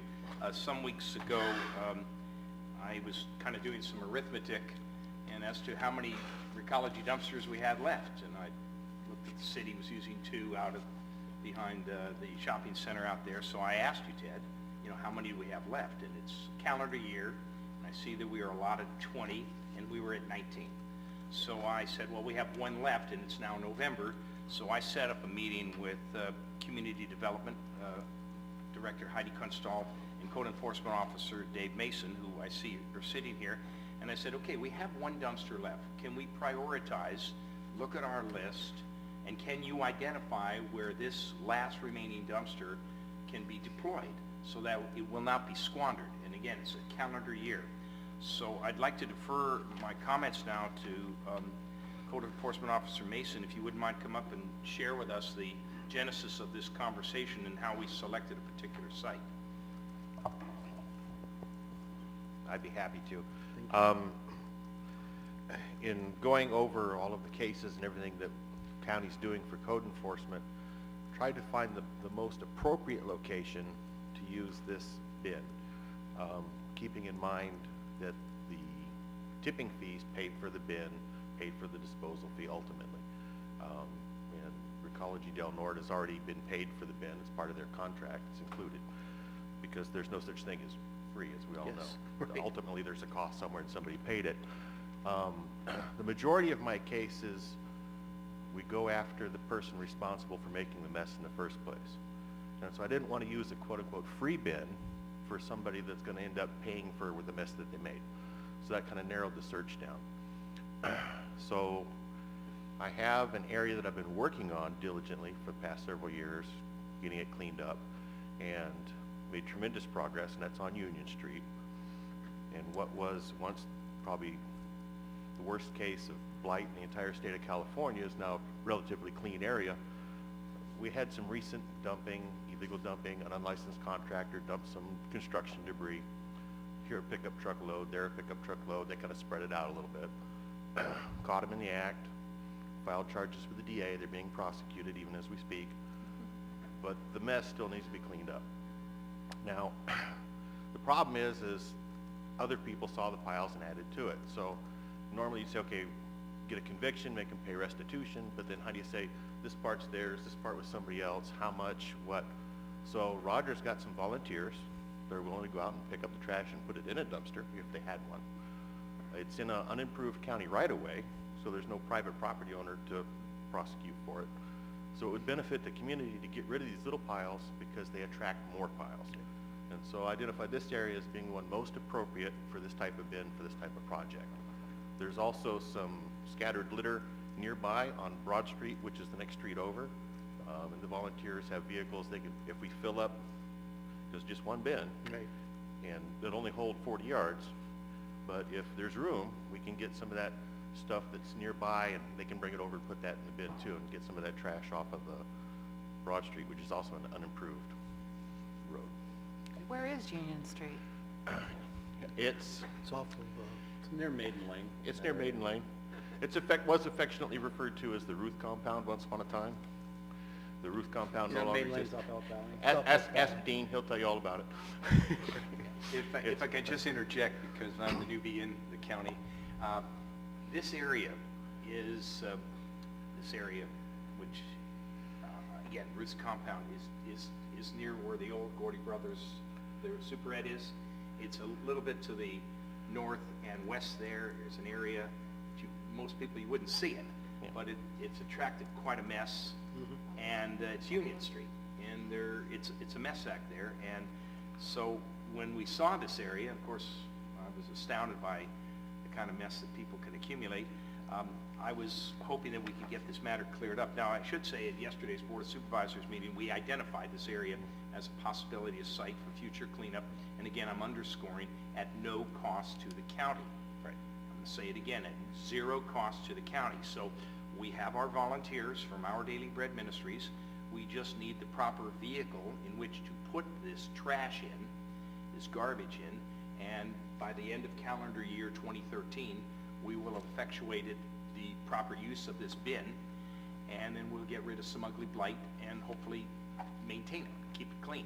Otherwise, if we don't identify and use this last dumpster during the calendar year, it's squandered, it's lost. So that was the purpose of having yesterday's item put on the consent agenda, which was approved, and today's item, which will be the request, not unlike the City of Crescent City requested the waiving of fees, the county also requests the waiving of these transfer fees, and then we have the labor to go ahead and clean it. It seems like it's a win-win. It's a win-win all the way around. If I could add a couple more things. Essentially, what the staff recommendation is to have the same deal that the city just had for their cleanup for the county, which is the regular solid waste charges would be waived, but the per item charges for tires, appliances, et cetera, would accrue to the county's account, which hopefully would be covered under the $15,000.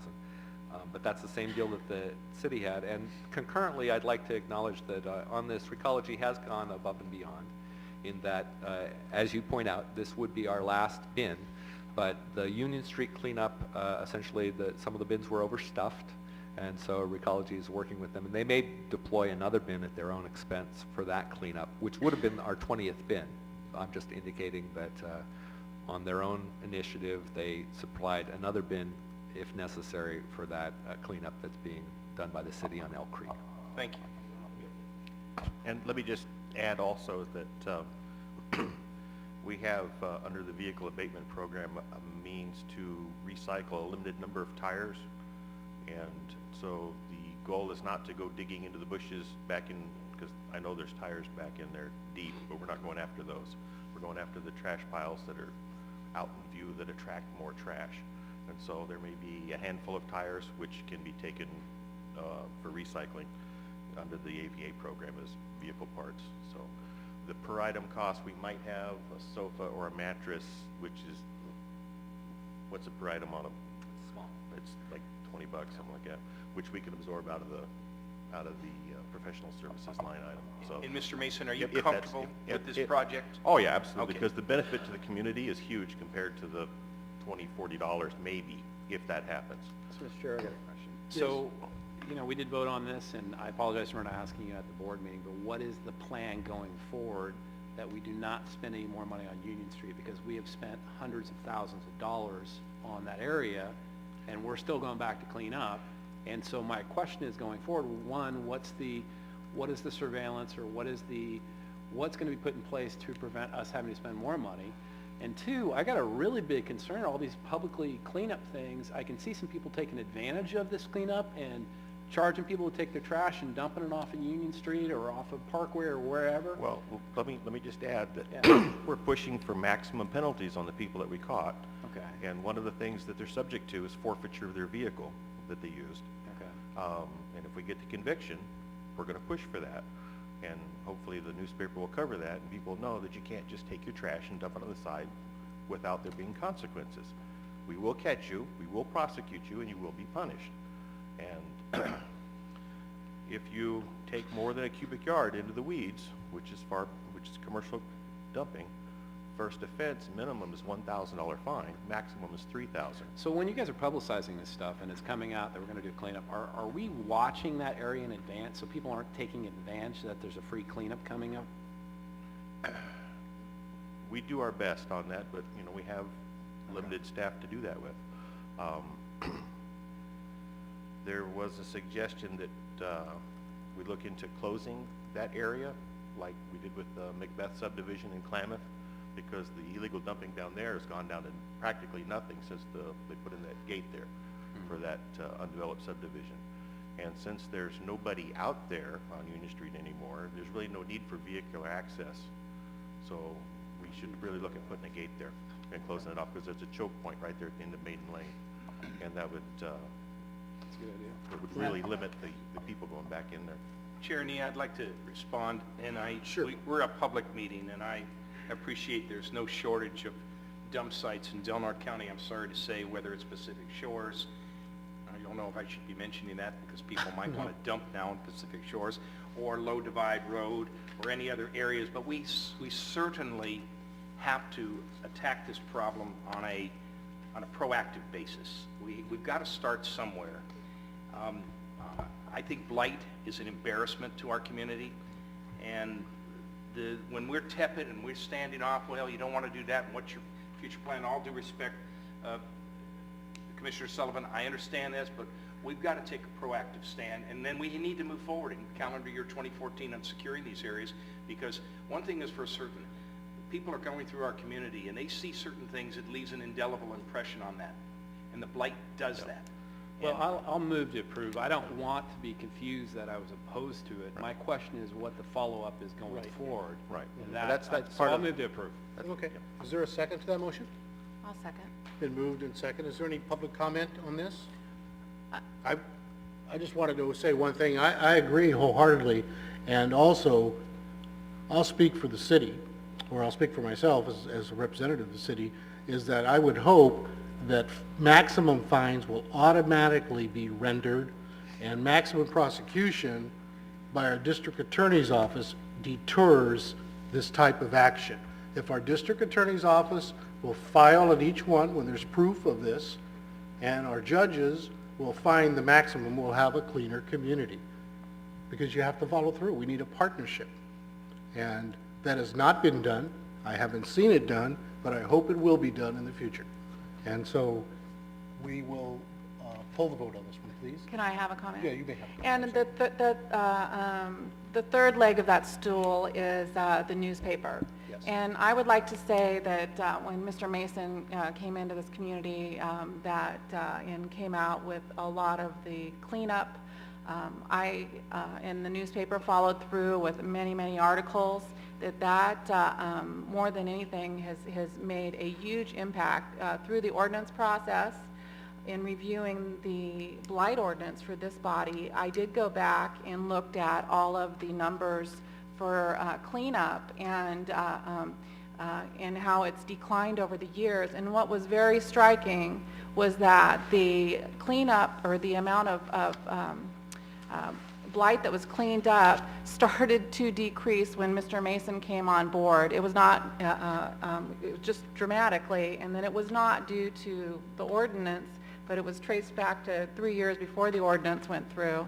And it's Mr. Mason and also the Triplicate did some phenomenal pieces, and they put it out there for cleanup. So I'd hope that they would help our community with that. And I would like to take just 1 minute, which is a side note in regards to the cleanup out at Walmart.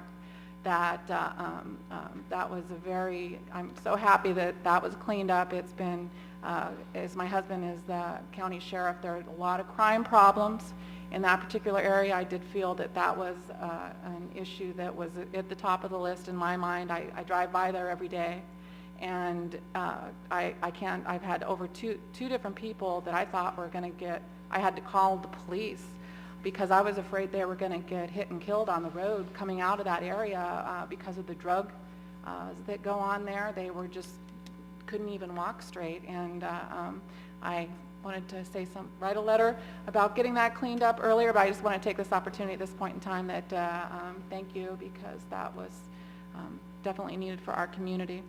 Thank you. Okay, thanks. Chair, may I make one additional Yes. comment? I don't Yes. mean to Go ahead. dwell on this, but it's such an important issue. And Commissioner Sullivan, you asked about what's being done. About the same time of this last cleanup, our city and our county will be organizing a collaborative meeting to discuss the issue of blight and to discuss the issue of graffiti, this explosion of graffiti, and all of the negative aspects that follow. And we'll be meeting very soon, in the early part of December. I'm very pleased to say that Heidi Kunstall has helped us organize this meeting of interested parties who will tackle this problem head-on, and when calendar year 2014 comes out, we'll be ready and willing and able to intervene and put some of these processes in place so that we can clean up our community. Thank you. Would you pull the vote now, Karen? Commissioner Wilson? Yes. Commissioner Gitlin? Yes. Commissioner Hawley? Yes. Commissioner Sullivan? Yes. Chairman Mr. Chair, India? Yes. I've asked to recuse myself. I've got to go. I've been on the meeting at 5. Okay, thank you for attending. Item 7.4 is a discussion and possible action regarding communications with Spencer Fine of the Department of Resource Recycling and Recovery regarding authority compliance with the state mandatory commercial recycling requirements. Mr.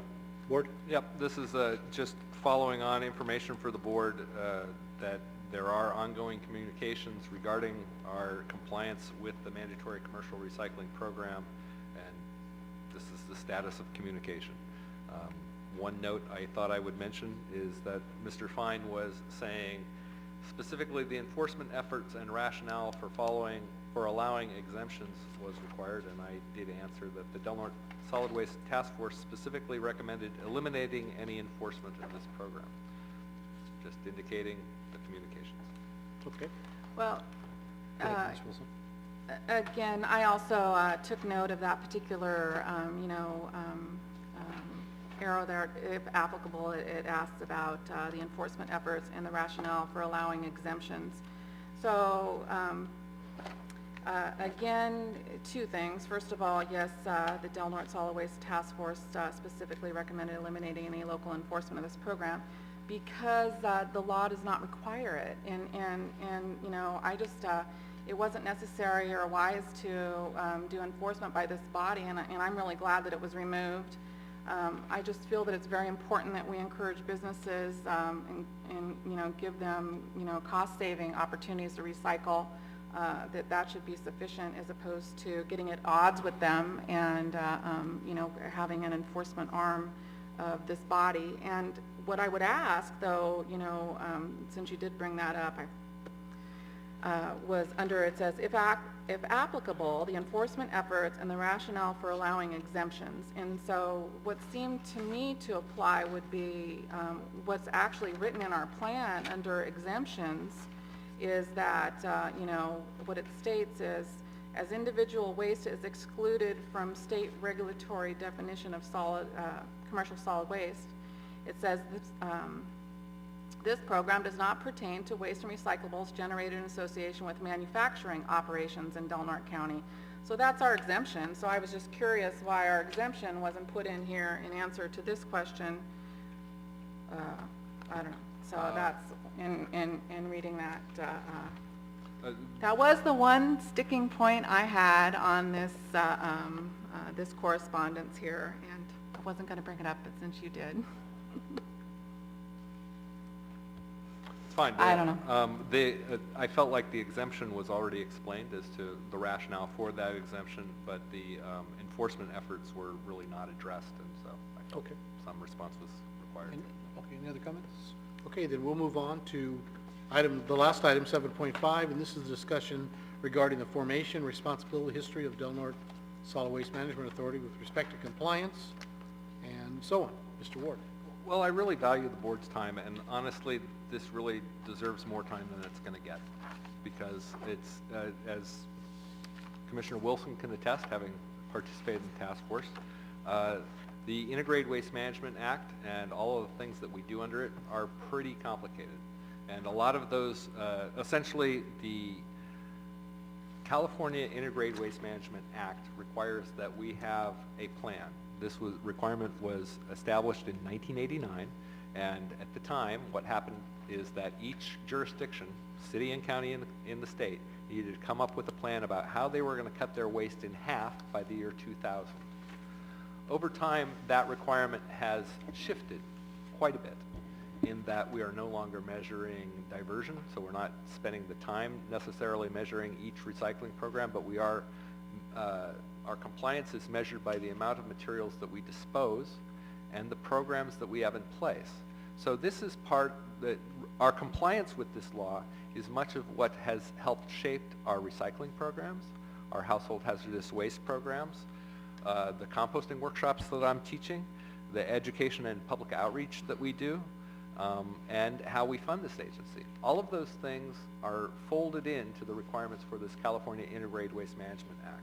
And we do an annual summary report, and I've included the 2012 summary report there, and it goes program by program and reviews all of the different things we're doing with regards to reuse, composting, recycling, household hazardous waste, special waste, and education and public outreach.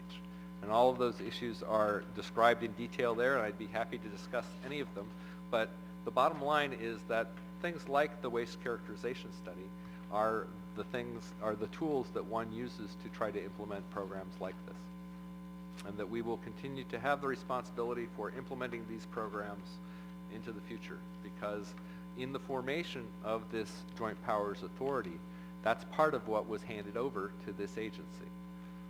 If this agency didn't exist, the city and the county separately would be responsible for meeting those requirements, and the local solid waste task force would be responsible for coordinating those efforts. I'd be happy to answer any questions. Does anyone have any questions? I don't have any questions, but I did take quite a bit of time with Ted, and we went through and compared this report I had compared it to the previous year's report. Again, it's just trying to get a comparison, you know, on which direction this is going. And so I would like to say in doing so, the first thing that caught my eye was, again, the total disposal amount that we had for this year was 18,590 and tons. I want to make sure you get tons. Okay, yeah. And in 2011, it was 17,461. So the tonnage amount has gone up. And then again, what we had discussed during our meeting was was it the biomass? Let's see what my notes are here.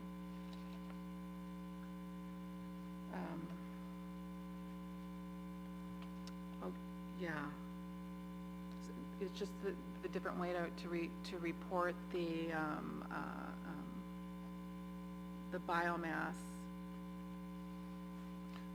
I've lost my note on that. It's 0 this year, but last year it was 11,444. I'm asking Ted these questions, but as he was explaining to me, sometimes you can throw these numbers into different categories, and so it's kind of hard to follow because, you know, of course, we'll be changing a bit now that Hambros is not handling compost, their eco store. That was noted in here, correct? But anyway, that was the big thing, is basically our tonnage has gone up, it hasn't gone down. And there are some changes between the different categories, which seem to be kind of a little bit flexible. And I expect some more because of the eco store not being there. That's it. Did anybody else have any comments? No, I just want to thank Ted for giving us these installments of our history. It's helpful for those of us who haven't been on the board very long, so I look forward to the next one. And likewise, Ted, this is a series of reports. How many more can we expect? I will be doing one of these as time allows on the agenda, covering each of the bullet points that are the purpose of this agency. So this is the second one. Well, So I at think we have 6 different bullet points, but I have to go back. But I'm just taking it straight from the JPA. For instance, the quote in my initial staff report about item B, that's what is taken directly from our joint powers agreement. At the conclusion of your reports, I personally would like a copy in a notebook. And again, it's something that I can refer back to, rather than looking at an agenda from this meeting and that meeting. If you put it together, then it gives me a clear picture of where we are, where we're going, and as a book. I'd be and happy to if do that. you can do that, which I think would be very helpful to, at least to me, I don't know if the other members of our authority. Are you talking about an electronic one, or? Well, I'm actually talking about yeah, I guess it's electronic. I'm actually talking about a printed version.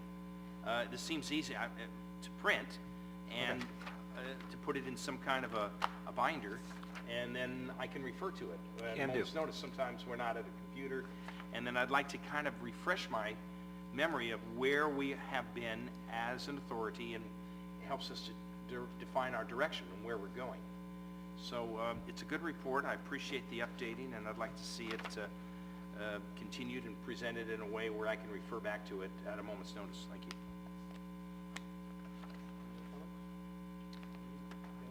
This 7.5 you're talking about? No, I'm talking about the reports. The general, all of them that he gives. All let me understand this. Ted, you've given us a report today, and I'm looking at B, planning, implementing, providing these bullet points. Mm-hmm. You have a written report, which I'm reading here. You're going to do 6 of them. Yes, that's Okay. right. This is the second. This is the second of 6. The first one covered the facilities that we manage, and this is the second one, and it covers our responsibilities with regards to the California Integrated Waste Management Act. Next month, I'm going to presume we're going to have a composting report. It's the third bullet. I have to look back at the Okay. JPA. Compost. Education, public information component. Yeah. Special waste Well, component.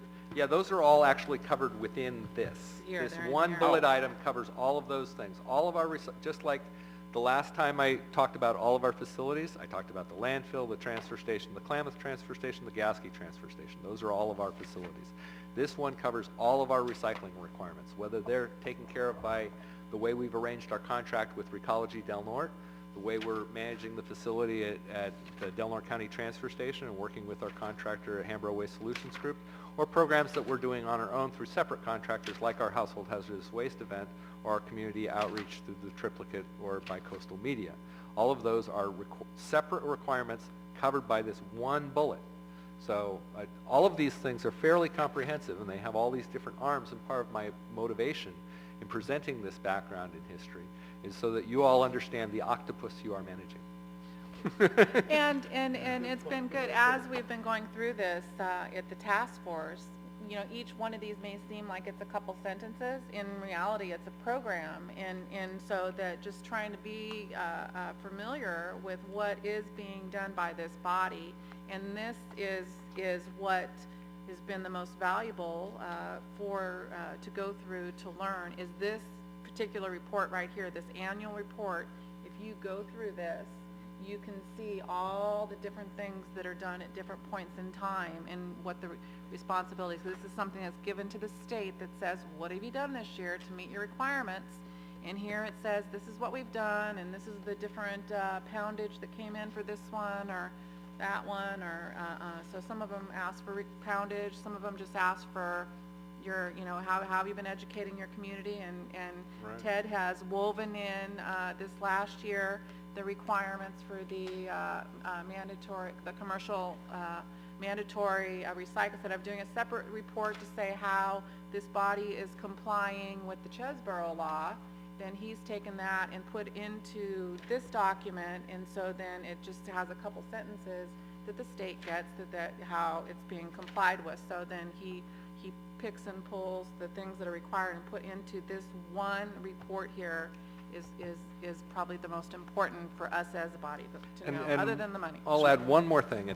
At the tail end of this report are several documents provided by the County of Del Norte Community Development Department, and that's their implementation of the Cal Green building standards, which then are expanded. our agency really has had very little to do with that implementation, because mostly it does go through the building department, and it goes beyond solid waste and recycling. It covers energy efficiency, a variety of other issues that don't have anything to do with our agency. And so, but they are part of implementation, and I did meet with Heidi and her colleague to figure out how they're going to be implemented in future, because even if we're not implementing them, we still have to report on them. All right. If we have no further business, You have to report on those? Yes. You report, on this body reports on the Cal Green? It was part of the requirements for this annual report. They wanted a report on how Cal Green was being implemented. And so I got the information from the county and included that in this report.